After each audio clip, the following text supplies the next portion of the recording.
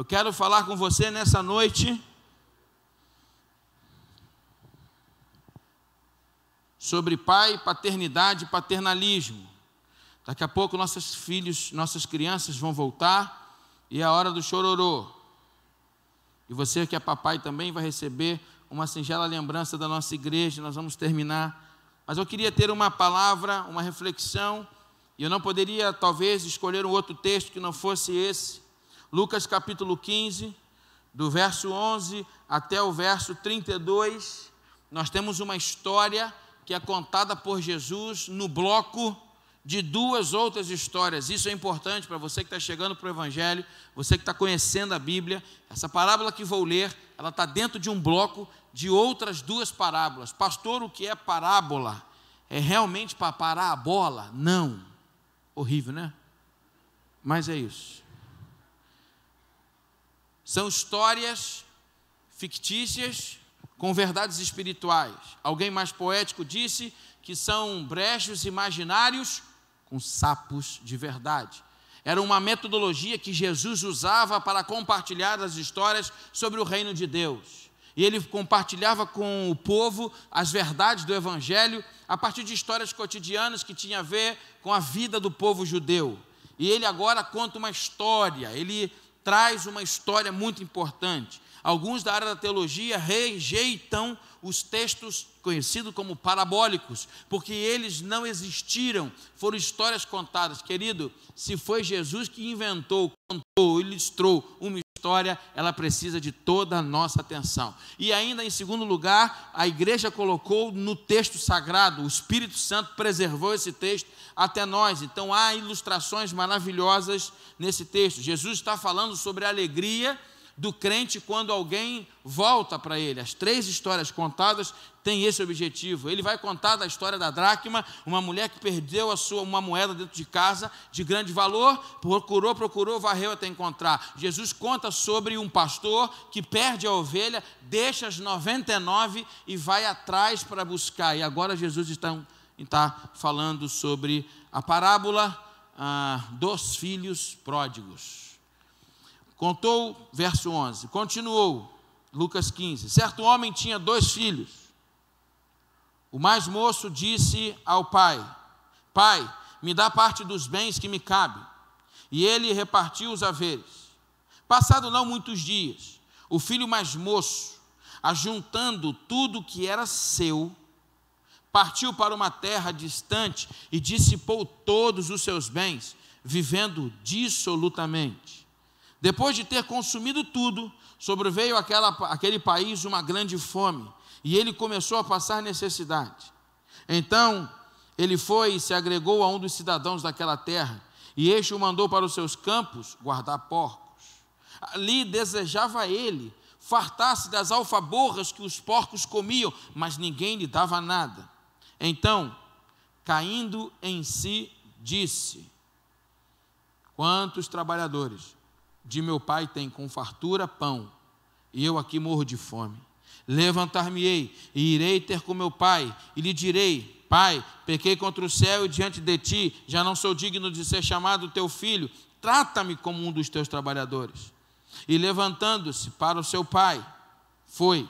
Vinha ele ainda longe quando o seu pai o avistou, e compadecido dele, correndo, o abraçou e beijou. E o filho disse: Pai, pequei contra o céu diante de ti, já não sou digno de ser chamado teu filho. O pai, porém, disse aos seus servos: Trazei depressa a melhor roupa, vestiu, ponde-lhe um anel no dedo e sandália nos pés. Trazei também e matai novilhos cevados. Comamos e regozijemo-nos, porque este meu filho estava morto e reviveu, estava perdido e foi achado. E começaram a se alegrar.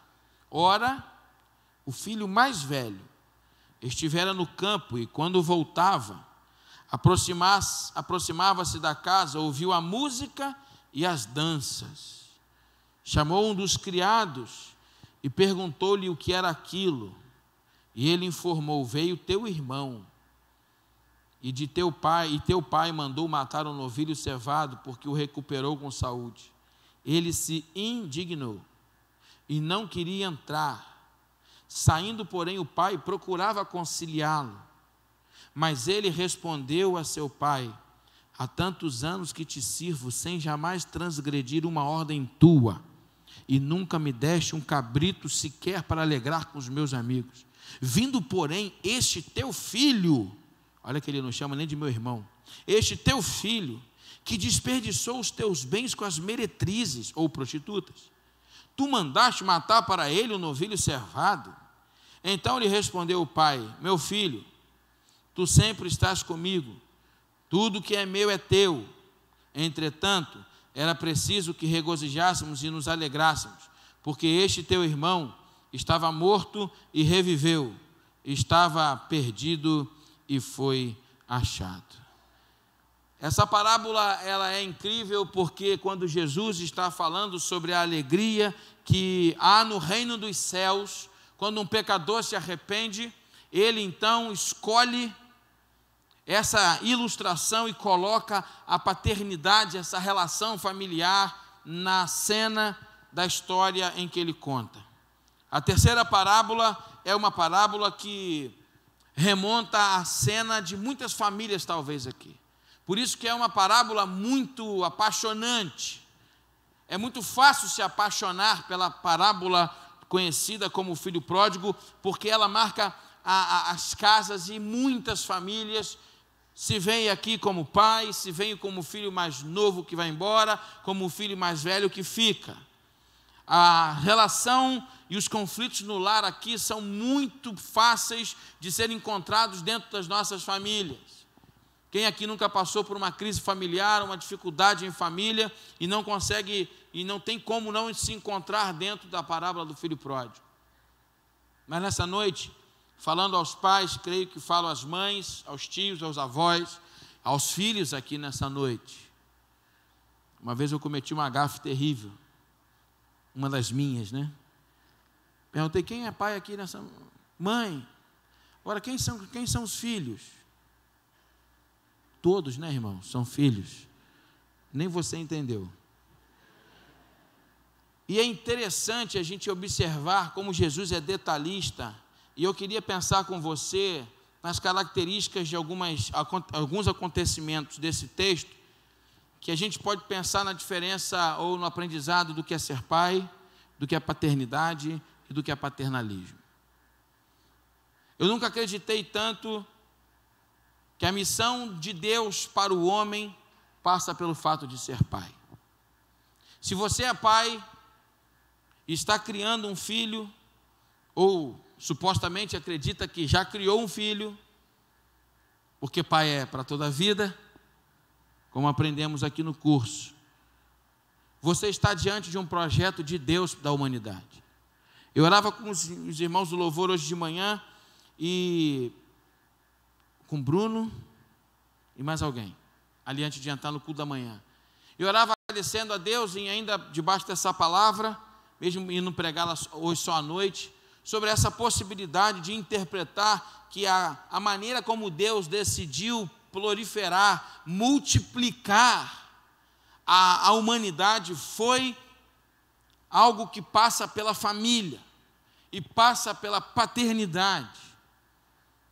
Nós temos juntos do homem e da mulher, isso é genético, dois genes que vão cumprir, que vão se unir e vão se multiplicar com multiplicações celulares, e ali nasce um novo ser. Estivemos agora acompanhando o nascimento da Rafaela, louvado seja Deus, da Gabriela. A Rafaela é irmã.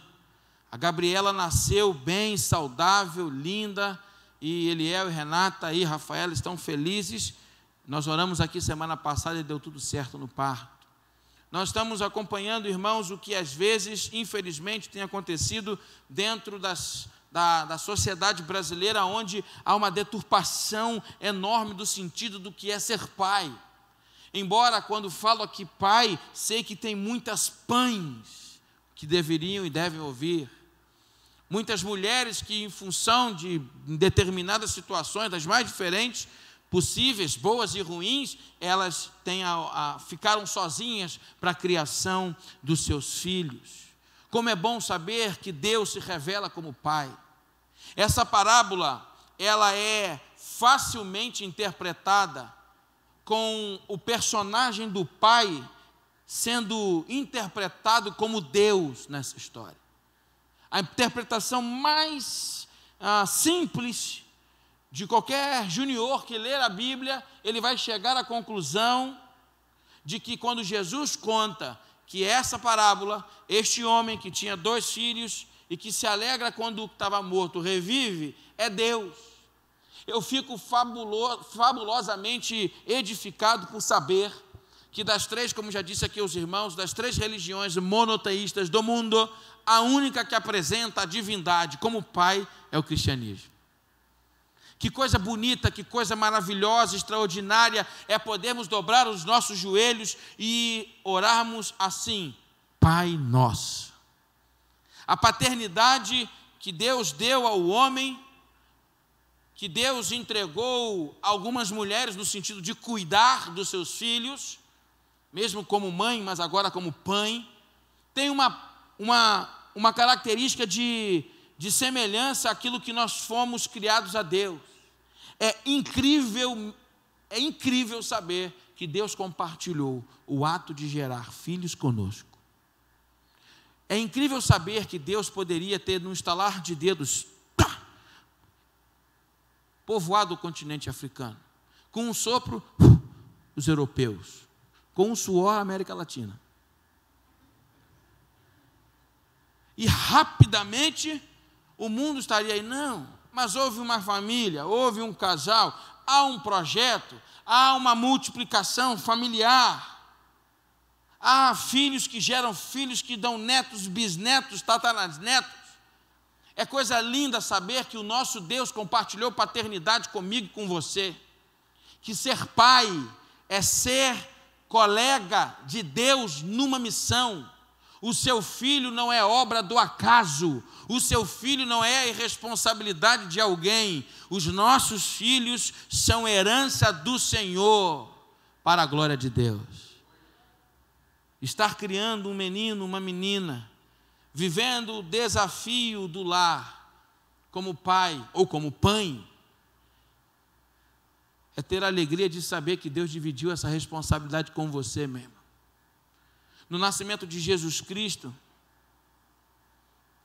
quando Augusto César proclama suas atrocidades e de maneira muito perversa propõe o recenseamento, porque ele estava atrás do Filho de Deus.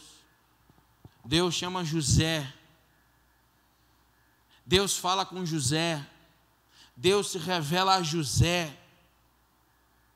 Se nós lemos lá em Apocalipse, querido, que Jesus é a raiz, ele é a raiz de Davi, é por causa de José, porque Maria não era da tribo de Davi. Jesus leva o título messiânico da identidade da família do seu pai. Eu queria que você, mesmo que talvez esteja nessa noite enfrentando dilemas com a paternidade, talvez seus filhos tenham entristecido você, talvez você está aqui hoje com o coração quebrantado, quebrado, triste, porque o seu filho talvez não esteja valorizando como você deveria, às vezes honrando você como você deveria, como diz a palavra. Talvez o seu filho não tenha te dado a atenção que você gostaria. Eu quero te dizer uma coisa a você. Levanta a sua cabeça nessa noite como pai, porque você recebeu a missão de cuidar de pessoas. E se o seu filho faz isso com você, lembre-se que muitas vezes nós fazemos isso com o pai. Quantas vezes nós negligenciamos o nosso pai? Eu quero que essa palavra encha o seu coração de esperança que tempos difíceis vão passar e dias melhores na relação com seus filhos vão chegar em nome de Jesus. Que alegria é poder, seja gerar um filho ou criar um filho. Pai, seja o pai, eu não gosto de pai adotivo, filho adotivo, não existe isso para mim, irmão. Porque pai é pai. Aquele que gerou com o ventre da sua esposa ou aquele que gerou com o ventre do coração do casal, você, privilegiado de poder estar cuidando. Então você precisa sim, nesta noite, como pai, se preocupar como você está exercendo esse papel. A sociedade, os seus filhos estão de olho na gente. Nossos filhos estão acompanhando como nós os criamos, e o nosso modelo de criação é o exemplo que eles têm para criar os seus próprios filhos. A pergunta é: você ficaria feliz de ver os seus netos sendo criados da maneira como você criou seus filhos? Pai é para toda a vida. Pai é para toda a vida. Quem aqui não recebeu essa semana aquele lindo, e como dizem as meninas, né, aquele fofinho vídeo daquele senhor de 96 anos que foi pego dirigindo em alta velocidade nos Estados Unidos e que comparece diante daquele juiz americano tão... parece uma estrela, né? Aquele juiz. Está toda hora no cenário aí. E aí ele é chamado, 96 anos, chega com a pele toda enrugada, cabelinho branco, com a bengalinha, senta, o juiz o chama, e o juiz então pergunta: seu fulano, você, não vou falar em inglês aqui para não humilhar, mas você estava em alta velocidade, passando no período escolar, na área escolar, porque no inglês você não entende muito, mas eu entendo, na área escolar, com velocidade. E ele disse: não, eu não ando rápido, eu quase não dirijo, eu estava levando o meu filho, que tem dificuldade especial e tem câncer. O juiz, fica impactado. Você deve ter visto esse vídeo que circulou, e o juiz pergunta para aquele senhor de 96 anos, quantos anos tem o seu filho? Ele disse 63. O juiz fica emocionado, o filho dele acompanhava o julgamento. Aquele juiz então agora está comprometido, porque diante do amor daquele pai, ele agora tem um compromisso com o filho que está vendo aquilo tudo. E o juiz diz: somos, em outra expressão, ele disse: somos pais para a vida toda.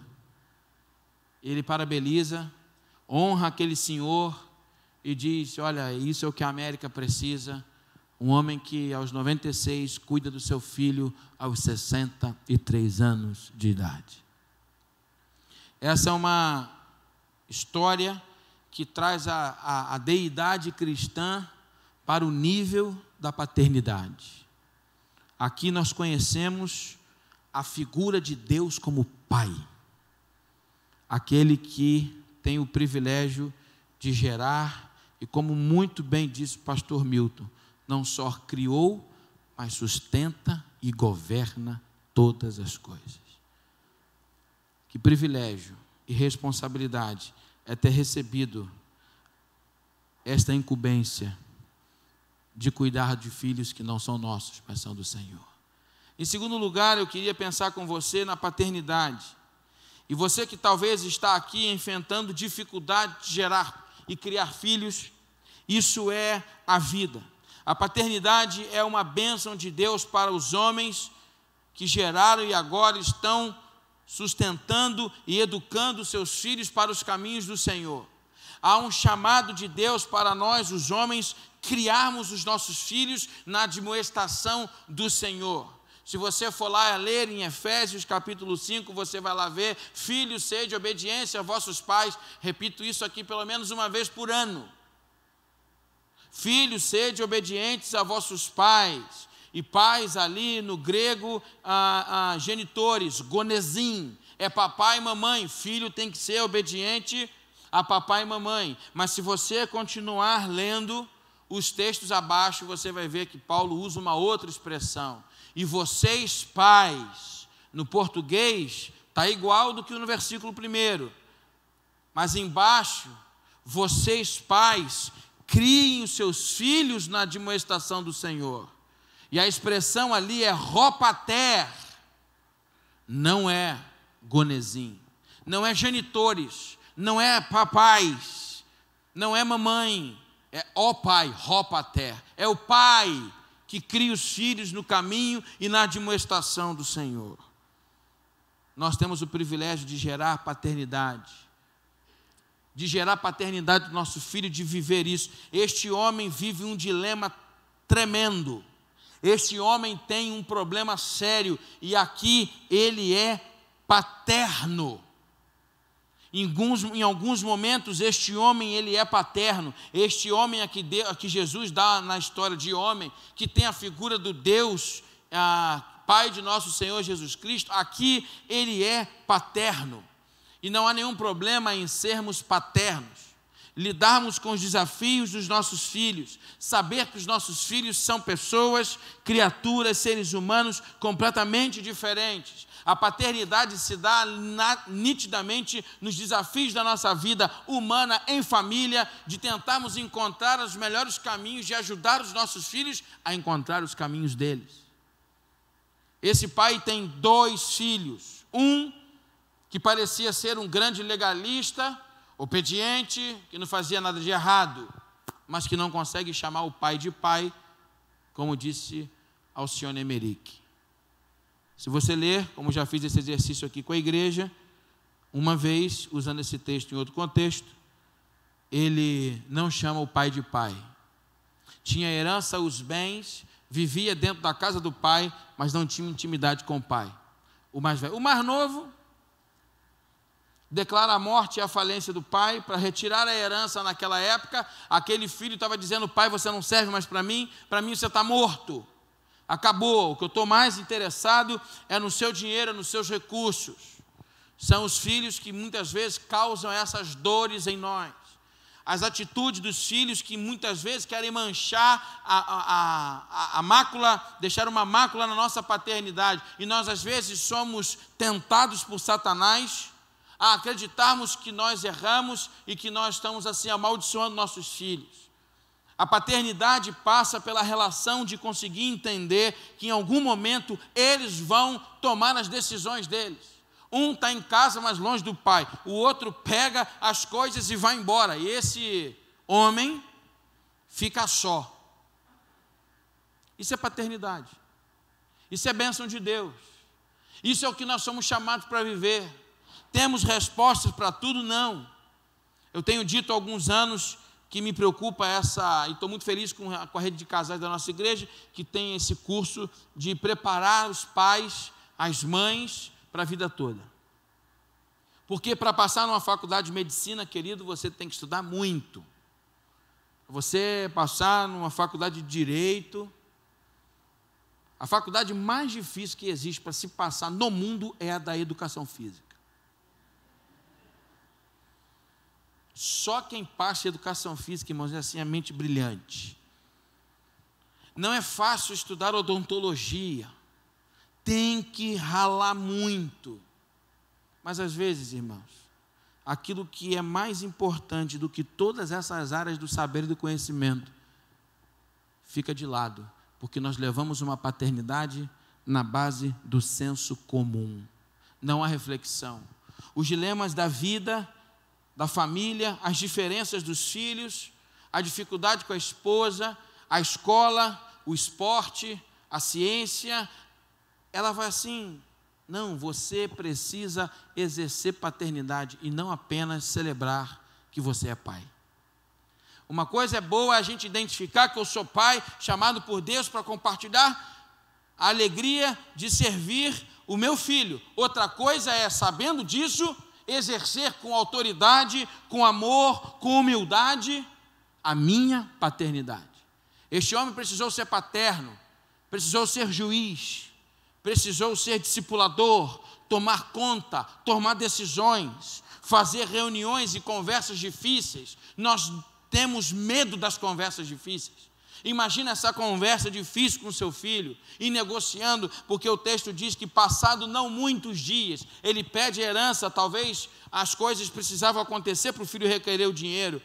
Eu imagino que nessas entrelinhas, quantas conversas difíceis esse pai não teve com seu filho. Filho, não faça isso. Filho, por favor, não faz isso. Não vá. Chamar, ter conversa difícil, paternidade. Criar filhos não é passear na Disneylândia. Criar filhos, exercer a paternidade, às vezes, gera em nós tristeza, lágrima. Nós geramos tristezas e lágrimas dos nossos filhos. Nós erramos, nós excedemos. Nós muitas vezes precisamos chegar lá humildemente, sentar e dizer: filho, me perdoa, eu errei. Isso é paternidade, não é perfeccionismo. É chegarmos à conclusão de que no dilema da vida, do corre-corre, não temos todas as respostas e nem temos que ter mesmo, porque a vida é um aprendizado. A vida se torna muito chata quando ela tem sempre uma regrinha, ela tem sempre um lugar para você chegar. A gente está sempre querendo o êxito profissional, o êxito, o sucesso financeiro.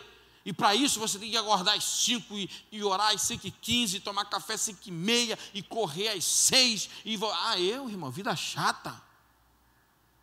É muito bom a gente ser organizado, é muito bom a gente alcançar o sucesso, mas a gente sabe que na realidade a vida é um organismo vivo. Não é mais o produto de A vezes B é igual a B, como no tempo em que o racionalismo estava governando o centro de verdade. A gente sabe que a vida é um organismo que está em constante mudança e mutação, e o seu filho que acorda de um jeito, escolhe fazer uma faculdade e fecha, e escolhe a outra e fecha, escolhe a outra e fecha. Isso é paternidade. E a gente vai lutando, vai aprendendo a exercer a nossa paternidade, mas uma coisa a gente tem que tomar cuidado. Reconhecendo que somos vocacionados e agraciados por sermos pais, criando filhos, exercendo a nossa paternidade, nós não podemos cair no erro do paternalismo.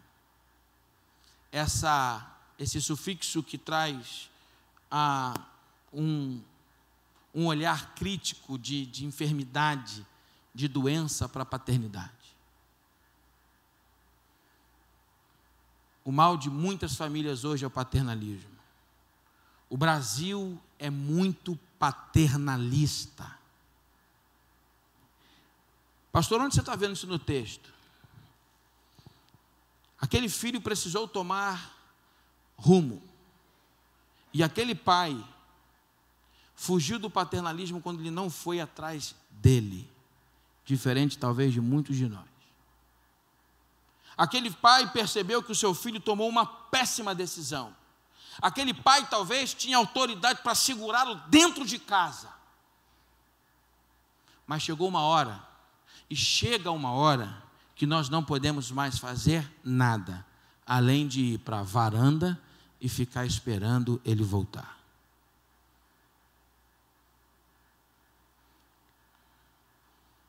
Filhos mimados. Filhos hoje são criados a partir de um paternalismo que o pai e a mãe não conseguem mais dizer não.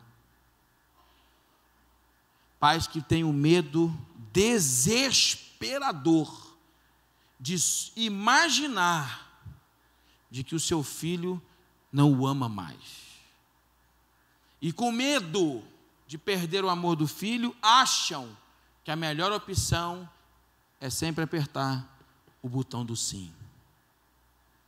Crianças, adolescentes, jovens, sem limites, frutos de uma criação paternalista. Adolescentes e jovens hoje frágeis emocionalmente. Ganharam um carro, uma vaga na universidade pública. Estudaram, são sustentados pelos seus pais, tem toda a estrutura da vida, mas o namoradinho terminou o namoro, quer se matar. Não tem força suficiente para perder um namorado, porque foi acostumada com tanto paternalismo. Gosto da criação equilibrada de filhos, que não mistura paternidade com paternalismo.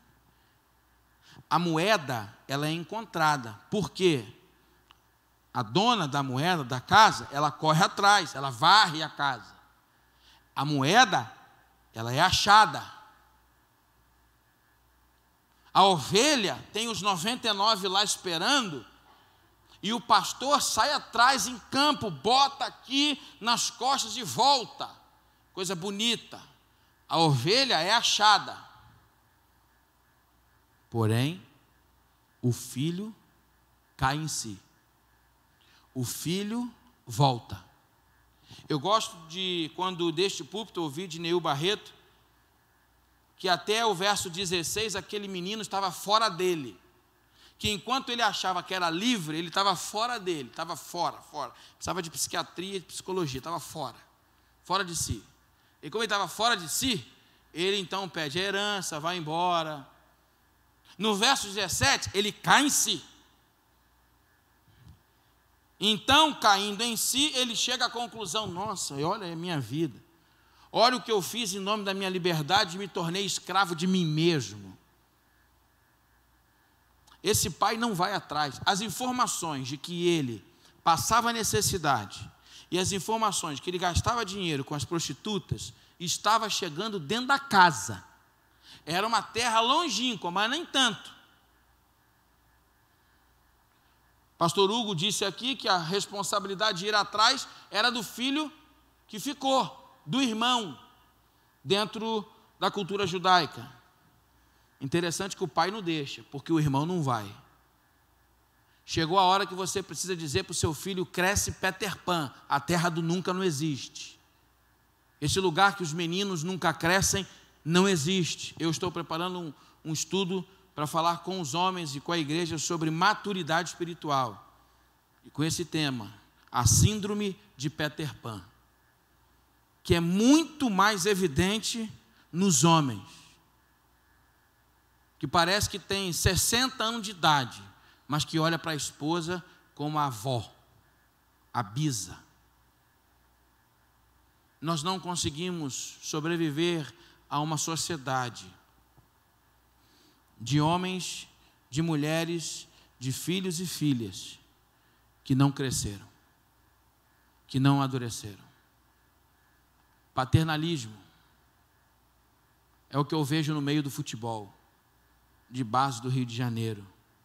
Pais que covardemente se aproveitam de estruturas corrompidas e que pagam rios de dinheiro para ver o seu filho jogar num grande time. Que financiam treinadores, estruturas, porque o seu filho não pode nunca ser dispensado. Ir para o banco, inacreditável. Paternalismo, aonde nós não queremos os lugares de luta e dificuldade. Como a vida dos nossos filhos hoje é muito mais fácil, irmãos. É ou não é? É ou não é? Como é que foi que você estudou, querido? Como é que foi que você estudou? Eu, quando ouço a experiência, a história dos mais antigos, eu fico olhando para essa geração, que eu chamei de geração Danoninho. Meus filhos ouvem muito falar sobre isso. Ah, vocês são da geração Danoninho. Da geração cuticute. Tadinho, vai traumatizar ele. Nós não chegamos até aqui. Ai de nós, se não fosse aqueles castigos. Ai de nós, se não fosse aquelas... Entendeu? Ai de nós, se não fosse aquela vara. Quem seríamos nós? A violência infantil é um crime, é um pecado que precisa ser arduamente defendido, inclusive pela igreja. Mas se tem uma violência que é tão grave quanto a física, é de uma família paternalista, que gera filhos e filhas acreditando que o mundo gira em torno deles. Pai, paternidade e paternalismo. O que você faria se você soubesse que o seu filho estava desperdiçando os teus bens e vivendo dissolutamente com as prostitutas? Eu gosto de olhar para essa passagem e compará-la com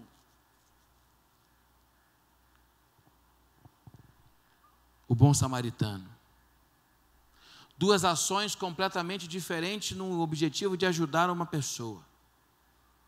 O bom samaritano passa e vê aquela pessoa caída, bota no colo, no cavalo, leva para a estalagem, paga o tratamento, vinho, azeite, e diz: se faltar alguma coisa, coloca na minha conta que eu pago. estrutura total para ajudar aquele vulnerável, que estava caído ao longo da estrada. Uma atitude brilhante cristã de ajudar as pessoas. Mas essa também é uma atitude muito fantástica, de que às vezes o que a gente mais precisa fazer por alguém é não fazer nada. É deixar que aquela pessoa, embora seja nosso filho, caia em si. Talvez ele precise repetir de ano para entender a desgraça que foi a atividade escolar dele. Talvez nós precisamos deixá-los de castigo alguns anos, alguns meses, alguns dias, algumas horas, para que eles entendam que para cada atitude que se toma há uma consequência, boa ou ruim. O paternalismo é uma tragédia familiar muito comum nas famílias odiernas, contemporâneas. Uma violência sem tamanho, que gera humanos de direitos que não sabem que direitos têm, porque acham que tudo é para eles. Eu queria que você nessa noite pudesse refletir acerca dessas coisas. Pensar se você realmente tem honrado a Deus como Pai, grato a Ele pela oportunidade que Ele te deu, e pensar se você é mais paterno ou mais paternalista. Queria que o Bruno me ajudasse aqui ao piano, Bruno, por favor. E eu queria orar por você. Nós vamos fechar, as crianças vão se apresentar, nós teremos uma lembrança a te entregar e nós vamos fechar a nossa celebração, que já está terminando. Queria até pedir o apoio dos irmãos do acolhimento para avisar o Ministério Infantil que nós estamos fechando para eles subirem. A Carol já está indo lá. Mas eu queria orar com você. Queria orar por você, pai, por você, mãe. Não gostaria de terminar essa ministração orando por nós. Orando por nós homens que temos a oportunidade de sermos realmente a verdadeira compreensão de amor paterno, amor de Deus. Hoje pela manhã eu compartilhei sobre o perigo das riquezas, baseado em Marcos capítulo 10, na experiência do jovem rico. Se você não veio hoje de manhã, é membro da nossa igreja, gostaria que você acessasse o canal no YouTube, além de se inscrever, assista essa palavra hoje de manhã. Jesus amou um homem que era jovem e rico, convidou ele para ser discípulo dele, mas ele, porque tinha muitas propriedades, deu as costas para Jesus. Quantos homens talvez estão dando as costas para o Jesus da igreja, para a igreja de Jesus, para o serviço no reino, porque decidiram priorizar outras coisas. Queria orar por você, queria colocar a sua vida em oração, queria pedir para você que é pai ou você que é pai. Se hoje você tem a responsabilidade de criar sua filha, seu filho, e a mulher, alguma coisa aconteceu, não sei, mas você ficou com seu filho, com a sua filha, você está nessa experiência quase que sozinha. Eu quero orar por você também. Quero orar. Queria pedir a você, todos que estão nessa dinâmica de criar filhos ainda. Seus filhos já criaram, saíram de casa, você está só monitorando, acompanhando, sofrendo ali, um pouquinho aqui. Eu quero pedir a você que está criando, está nesse momento, fique de pé no seu lugar. Eu queria orar por você. Todos, nós aqui. Fica de pé no seu lugar. Eu queria orar por você.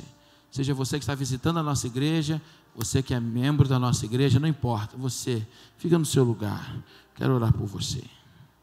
Pai querido, não há receita. Pai querido, muitas vezes, diante de um desafio do nosso filho que aparece, o Senhor sabe, nós não sabemos o que fazer. Bate um desespero, bate um temor, porque nós queremos o melhor para eles, não importa a idade. E nós às vezes nos sentimos tão frágeis, tão fracos. Eles que esperam de nós o heroísmo, a força, a sabedoria, a provisão, muitas vezes nem imaginam que ali dentro há um coração tão carente por ajuda, por não sabermos o que fazer. Então, humildemente nesta hora, como pais aqui, como pães, nós te pedimos socorro. Socorro para que o Senhor guarde os nossos filhos, livre os nossos filhos das drogas, num país onde nós temos que lidar com gente que sonha em liberá-las. Ó Deus, joga por terra toda influência do diabo contra essa nação, em querer fazer com que nossos filhos precisem conviver com algo que destrói, como se fosse algo comum e normal. Deus nos ajuda a ver os nossos filhos livres e curados de todo trauma, que muitas vezes, talvez, causado até por nós mesmos. Cura o mundo interior deles, a mente deles. Nos ajuda, Pai, a alcançarmos a mansidão, o domínio próprio, a temperança, na hora de falar, na hora de corrigir.